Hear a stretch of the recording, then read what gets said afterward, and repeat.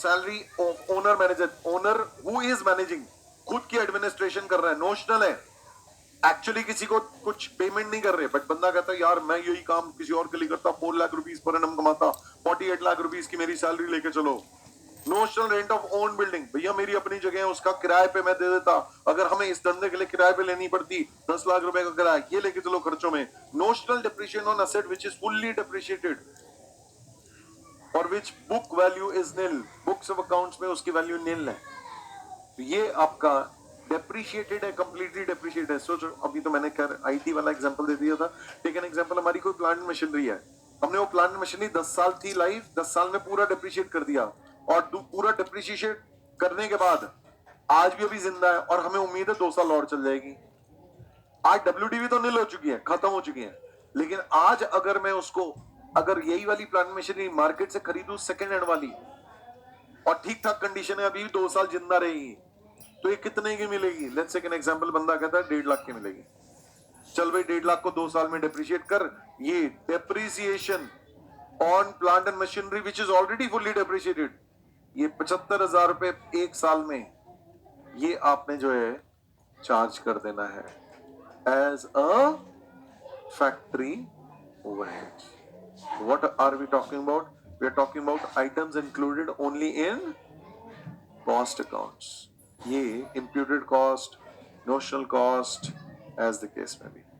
अब बढ़ते हैं आगे, next. फिर guys, मैंने अभी अभी आपको एक बात बोली थी, cost accounting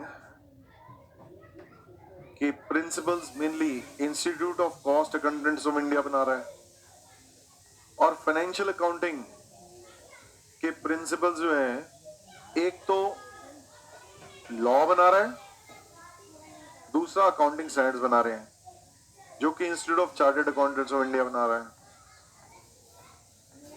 अब इसमें डेप्रिसिएशन और इसमें डेप्रिसिएशन डिफरेंट हो सकता है, बिल्कुल हो सकता है। सही है। इसमें डेप्रिसिएशन कॉस्ट अकाउंटिंग में may be method of depreciation आपका डिफरेंट हो, एक में एसएलएम हो, दूसरे में डब्ल्यूडीवी हो, या रेट ऑफ डेप्रिसिएशन डिफरेंट हो सकता है। भाई साहब दोनों में डब्ल्यूडीवी है, लेकिन इसमें 25% है, उसमें 20% भरना है।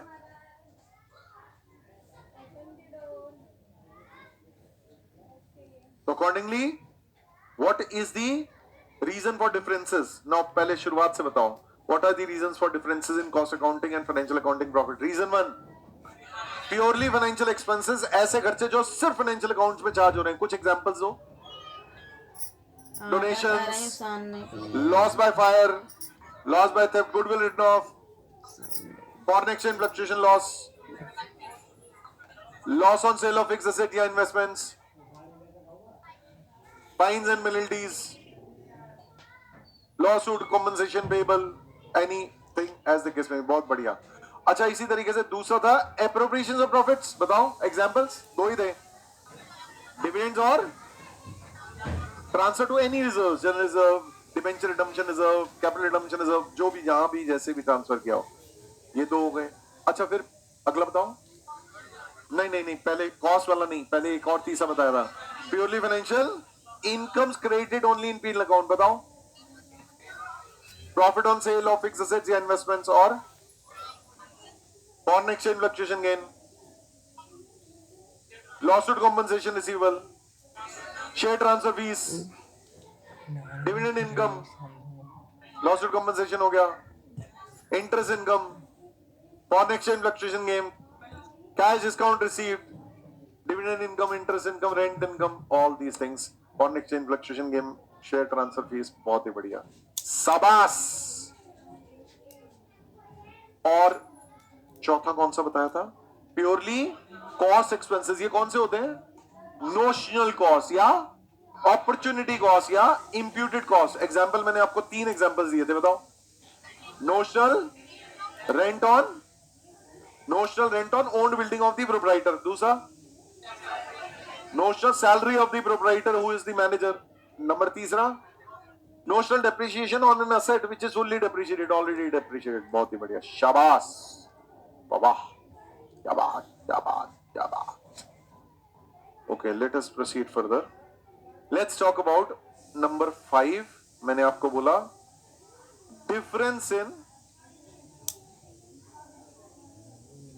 rates / methods of charging depreciation.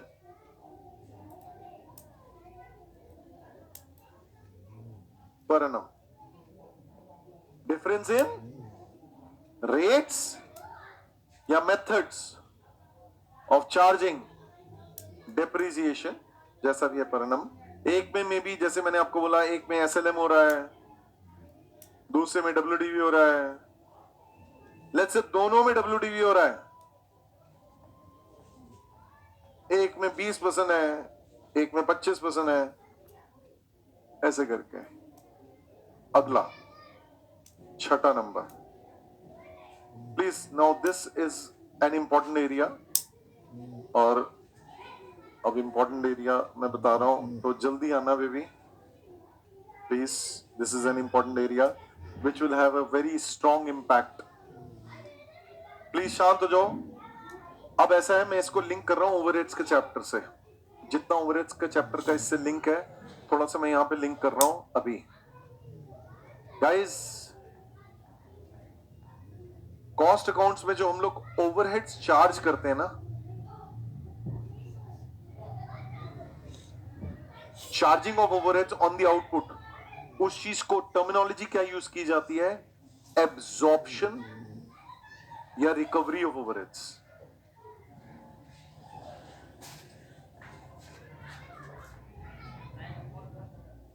जो कॉस्ट अकाउंट्स में ओवरहेड्स चार्ज किए जाते हैं उसे हम लोग क्या कहते हैं? ओवरहेड्स आर बीइंग एब्जॉर्ब्ड या रिकवर्ड. और फाइनेंशियल अकाउंट्स में जो ओवरहेड चार्ज होते हैं,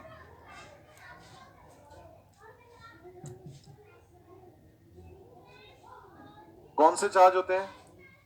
जो एक्चुअली इनकर्ड है. Overheads actually incurred.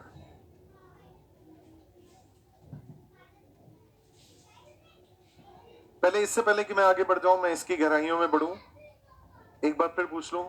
Reasons for differences. Purely financial expenses में किसी को कोई डाउट? प्योरली फाइनेंशियल एप्रोप्रिएशंस में कोई डाउट? प्योरली फाइनेंशियल इनकम्स में कोई डाउट? प्योरली कॉस्ट एक्सपेंसेस में कोई डाउट? डिफरेंस इन रेट्स और मेथड्स ऑफ चार्जिंग डेप्रिसिएशन में कोई डाउट?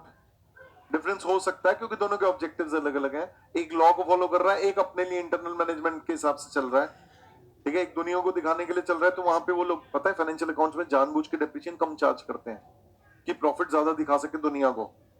अपने को पता ही है एसेट जो 4 साल में डेप्रिशिएट हो जाएगा, दुनिया को दिखाते 10 साल चलेगा. तुम चिंता ना करो, क्योंकि प्रॉफिट ज्यादा दिखाएंगे. प्रॉफिट ज्यादा दिखाएंगे तो लोग देखेंगे, शेयर की वैल्यू बढ़ेगी, और फिर उससे ये जो है और पैसे रेज कर सकते हैं, और मनी रेज कर सकते हैं, and so on and so fourth. I am not saying financial accounting जो की जा रही है वो फ्रॉड है, नहीं. लेकिन वहां पर उनका ऑब्जेक्टिव होता है ना, दुनिया को दिखाना कि हमारी अर्निंग्स और वेल्थ मैक्सिमाइज हो रही है. भैया तुम्हारे से पैसे ले रखे हैं, तो उनको दिखाना होता है. वहां वो जानबूझ के, जो कंपनीज एक्ट में मिनिमम रेट्स ऑफ डेप्रिसिएशन है ना, उतने ही चार्ज करते हैं. भाई लॉ ये कह रहा है इतने से कम नहीं करना, तो उतने ही करेंगे. कॉस्ट अकाउंट्स में बंदा कहता है नहीं भाई, ओ मेरे को पता है भाई, ये तो यार तुम कैसे कर सकते हो मुझे? भैया रियलिटी की बात करो, मेरे को नहीं पता. इतना नहीं चलेगा, ये इतना रेट ऑफ डेप्रिसिएशन सफिशिएंट नहीं है. तुम फाइनेंशियल अकाउंट में 15% डेप्रिशिएट करो, मतलब नहीं बनता. 25 से कम नहीं होना चाहिए. There is always a difference of opinion and difference in cost accountant and financial accountant, and hence purpose अलग है. ये इंटरनल पर्पसेस के लिए ले रहे हैं, थोड़ा कंजर्वेटिव होके चलते हैं और ज्यादा कि भाई हेलो, दुनिया को नहीं दिखाना कि प्रॉफिट अच्छे हो गए, अपने लिए देखना है. तो डिप्रिशिएशन के रेट्स और मेथड जो है डिफर कर सकते हैं. Last but not the least, ये एक बहुत ही इंपॉर्टेंट एरिया है, बट उसके लिए पहले मैं एक बार फिर बता दूं. कॉस्ट अकाउंटिंग में जो ओवरहेड चार्ज होते हैं उसे क्या कहा जाता है? ओवरहेड्स की एब्जॉर्प्शन या रिकवरी. और फाइनेंशियल अकाउंट्स में जो ओवरहेड चार्ज होते हैं उसे क्या कहा जाता है? Actually incurred overheads. अब एक्चुअली इनकर्ड ओवरहेड्स तो बाद में बात करते हैं, पहले मैं एब्जॉर्प्शन ऑफ ओवरहेड्स का एक एग्जांपल देता हूं. Very interesting. सुनो यार, मैंने आपको बोला कॉस्ट अकाउंट जो है काम शुरू होने से पहले भी फ्यूचर पीरियड के लिए निकाल सकते हैं। सोचो ये ईयर है अप्रैल 1 2022 से लेकर चालू होके मार्च 31 2023। दो अभी हम 2023 में बैठे हैं, बट स्टिल मैं कहता हूं अगर 2022 अप्रैल 1 से लेकर हम लोगों ने यहां पर अगले साल का बजट बनाया हो, कॉस्ट अकाउंट में बनाते हैं, तो बजटेड ओवरहेड्स कॉस्ट इन्होंने एस्टिमेट की। इन्होंने कहा भाई मेरे दो तरह के फिक्स्ड ओवरहेड्स हैं। एक है fixed overheads, fixed factory overheads, दूसरे हैं वेरिएबल फैक्ट्री ओवरहेड्स। मैं एग्जांपल देना चाहूंगा।